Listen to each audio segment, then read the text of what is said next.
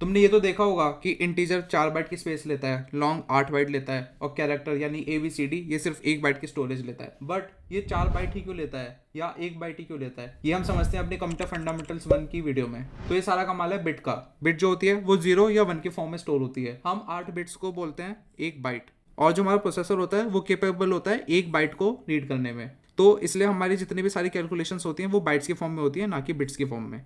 तो अगर हम देखें हमारे पास अगर 1 बाइट है तो उस 1 बाइट के अंदर 8 जीरोज हो सकते हैं, ठीक है, 8 वंस हो सकते हैं, या उनके कॉम्बिनेशन हो सकते हैं। तो तुम देखोगे 8 स्पेसेस हैं फिल करने के लिए। 8 स्पेसेस का मतलब है इसमें टोटल 256 पॉसिबिलिटीज हैं 1 बाइट में। तो 1 बाइट में हमारे पास हम देख सकते हैं 0 से लेकर 255 तक की पॉसिबिलिटीज हैं।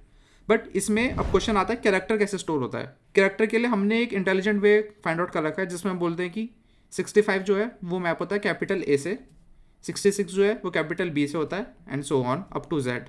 सिमिलरली जो स्मॉल ए है वो 97 होता है, स्मॉल बी 98 होता है, and you got the idea, ऐसे ही स्मॉल जेड तक चलता है। ये तो चलो कैरेक्टर तो सिंपल था। अब हम इंट पे आते हैं। इंट पे हमें पता है, हम बोलते हैं कि इंट जो है वो 4 बाइट की स्पेस लेता है।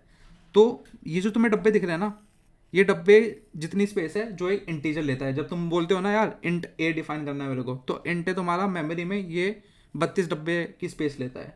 तुम देखोगे ये जो है ये 4 बाइट्स हैं, 1 2 3 4। हमने देखा था 1 बाइट जो 256 पॉसिबिलिटीज़ हैं।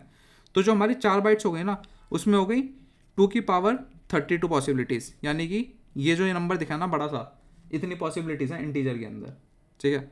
इंटीजर की हम रेंज बोलते हैं कि उसके पास एक रेंज होती है। वो रेंज क्या होती है फिर? वो रेंज होती है माइनस का 2 की पावर 31 से लेके पॉजिटिव 2 की पावर 31 - 1 तक। अब 31 क्यों? अगर तुम नॉर्मल इंटीजर को देखोगे तो उसमें नेगेटिव नंबर्स पे होते हैं।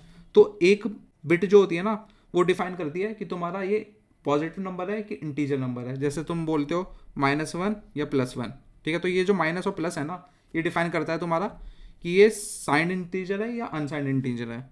तो हमारा जो अनसाइंड इंटीजर है, यानी कि जिसमें से पॉजिटिव नंबर्स हो सकते हैं, वो हमारा पूरा का पूरा रेंज कवर करता है फ्रॉम 0 से लेकर 2 की पावर 32 - 1 तक। क्यों? क्योंकि उसमें कोई साइंड बिट ही नहीं होती, वो बिट भी एज अ नंबर की तरह काम करती है।